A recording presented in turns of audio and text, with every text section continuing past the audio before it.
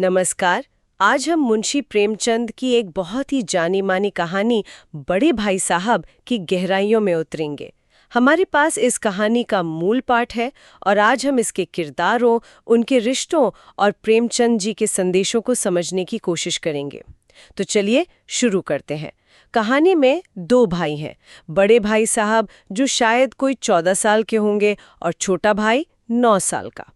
हाँ, उम्र में तो 5 साल का फर्क है, पर पढ़ाई में सिर्फ 3 दर्जे का। बिल्कुल। और बड़े भाई साहब वो तालीम की बुनियाद मतलब नींव बहुत मजबूत रखना चाहते हैं।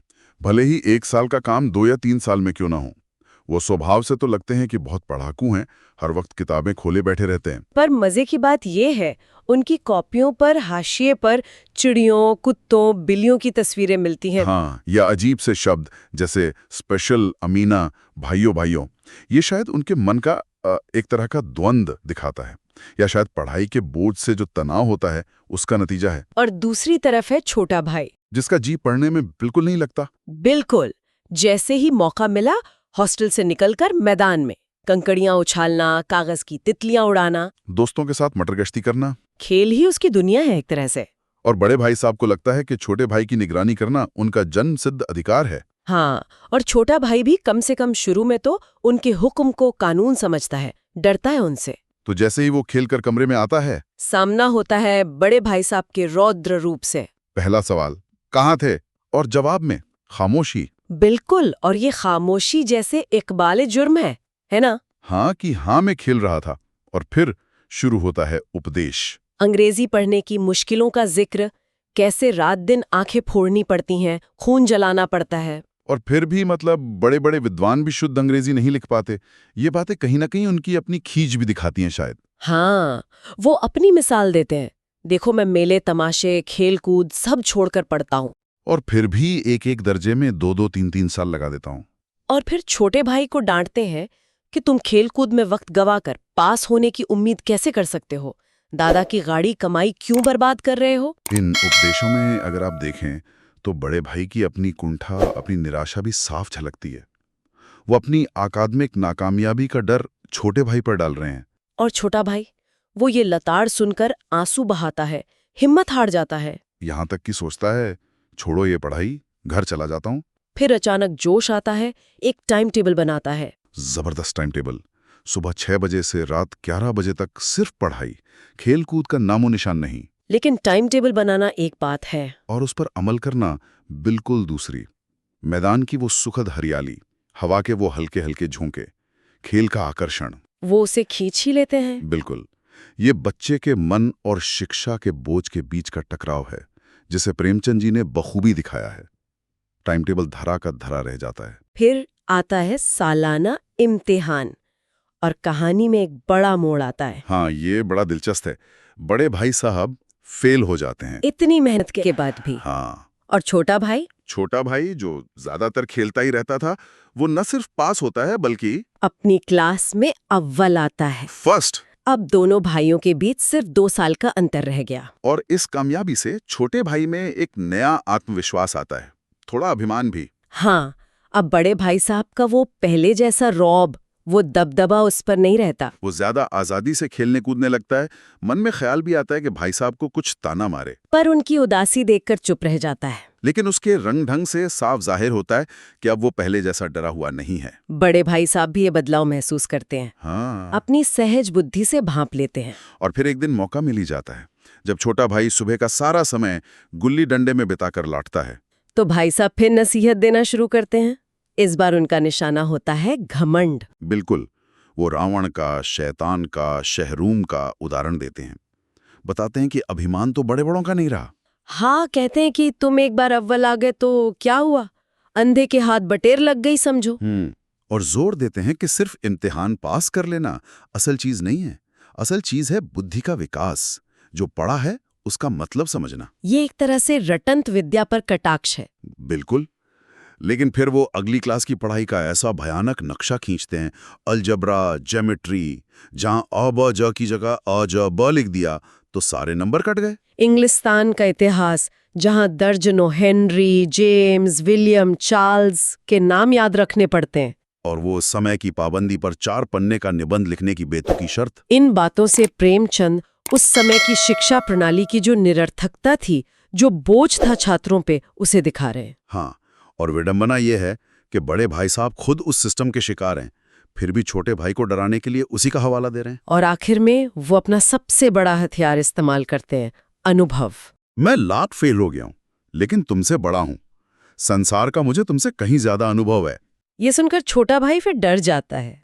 लेकिन किताबों में उसकी दिलचस्पी फिर भी नहीं जगती। हाँ, खेल कूद थोड़ा चोरी छिपे जारी रहता है। वो आत्मविश्वास फिर कहीं गुम हो जाता है। कहानी फिर 1 साल आगे बढ़ती है। दोबारा सालाना इम्तिहान होते हैं। और संयोग देखिए, नतीजा फिर वही। बड़े भाई साहब, जिन्होंने इस बार वाकई प्राणांतक परिश्रम किया था, मतलब एक एक शब्द रट लिया था, फिर फेल हो जाते हैं। और छोटा भाई, जिसने ज्यादा मेहनत नहीं की थी, वो फिर से अपनी क्लास में अव्वल। ये नतीजा तो छोटे भाई को भी हैरान कर देता है।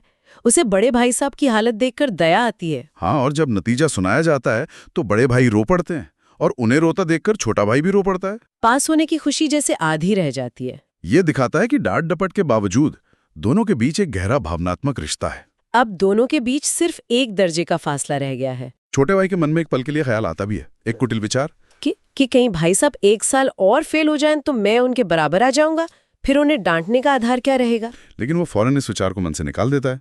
सोचता है कि नहीं, भाई साहब तो मेरे भले के लिए डांटते हैं। इस दूसरी बड़ी असफलता के बाद बड़े भाई साहब के बर्ताव में नरमी आ जाती है। हाँ, वो थोड़ा बदल जाते हैं। कई बार डांटने का मौका होता है, पर वो चुप रह जाते हैं। शायद उन्हें लगने लगता है कि अब उन्हें डांटने का वो नैतिक अधिकार नहीं रहा, या शायद वो खुद अपनी हालत पर सोचने लगते हैं। और इसका नतीजा क्या होता है? छोटे भाई की आजादी और बढ़ जाती है। वो उनकी सहनशीलता का, कह सकते हैं, अनुचित लाभ उठाने लगता है। उसे लगता है कि मेरी तकदीर बलवान है, मैं पढ़ूं या ना पढ़ूं पास तो हो ही जाऊंगा। हाँ, तो थोड़ा बहुत जो डर से पड़ता था वो भी बंद हो जाता है। और उसे कनकौवे उड़ाने का, मतलब पतंग उड़ाने का नया शौक लग जाता है। अब उसका सारा समय पतंगबाजी में ही बीतने लगता है। मांजा सूतना, कन्ने बांधना, पतंग टूर्नामेंट की तैयारियां। हालांकि वो अब भी भाई साहब का अदब करता है, उनसे छिपकर ये सब करता है, कोशिश करता है कि उन्हें पता ना चले। और फिर कहानी अपने चरम पर पहुंचती है। एक शाम छोटा भाई हॉस्टल से दूर एक कटी पतंग लूटने के लिए बेतहाशा दौड़ रहा है, आंखें आसमान में टिकी हैं।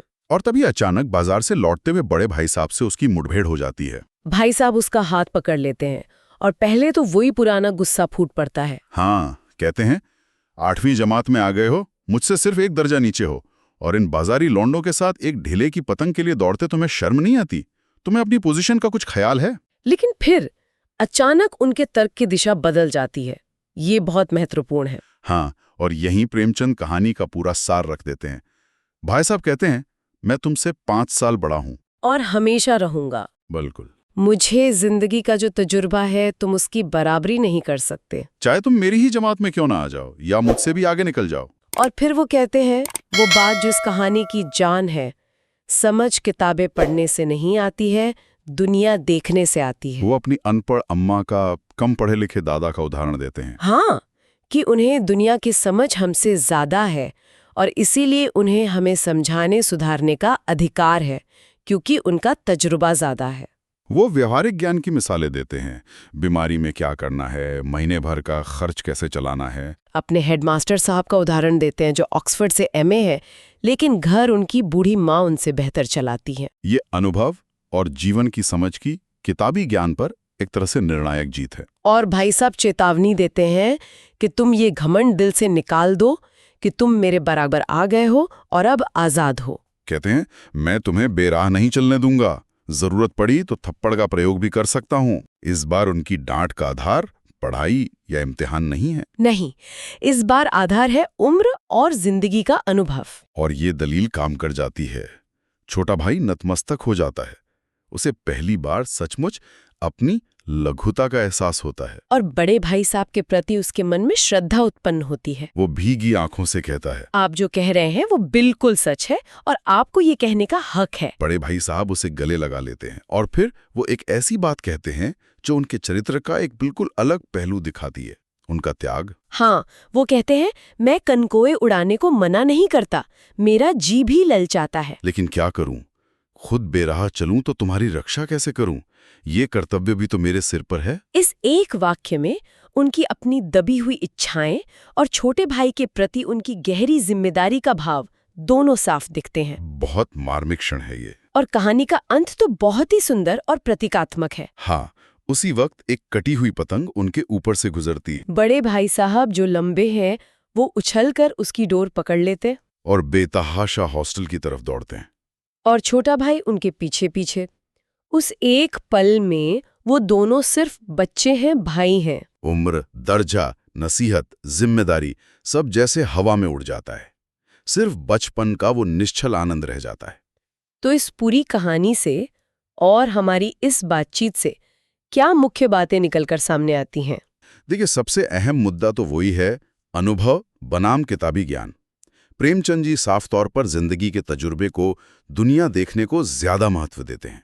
बिल्कुल, सच्ची समझ सिर्फ पढ़ने से नहीं, जीने से आती है। दूसरा, उस समय की शिक्षा प्रणाली पर एक बहुत तीखा व्यंग्य है। रटना, अव्यावहारिक होना, छात्रों पर बोझ डालना। हाँ, बड़े भाई साहब का पूरा संघर्ष और उनके उपदेश इसी की तरफ इशारा करते हैं। फिर बड़े भाई के किरदार के जरिए जिम्मेदारी का एहसास, खासकर अंत में जब वो अपनी इच्छा दबाकर छोटे भाई के प्रति अपने कर्तव्य की बात करते हैं। वो सिर्फ एक असफल छात्र नहीं है, वो एक जिम्मेदार बड़े भाई भी हैं।